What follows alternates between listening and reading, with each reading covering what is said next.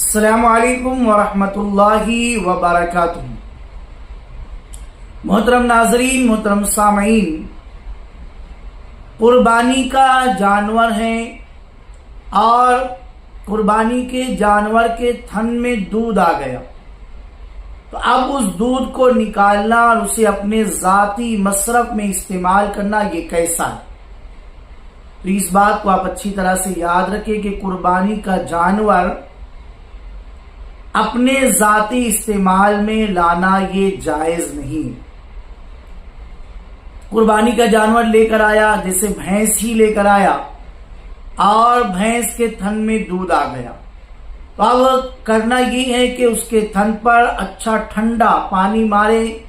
تاکہ اس کا دودھ آنا یا گرنا بند ہو جائے یا خشک ہو جائے،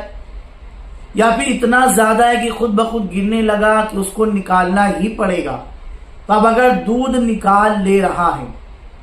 تو اس دودھ کو صدقہ خیرات کر دے، اس لیے کہ قربانی کے تمام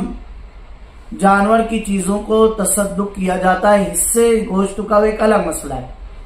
لیکن اگر دودھ نکال لیا ہے تو اس کو صدقہ کرے، غربا فقراء مساکین کو دے دے،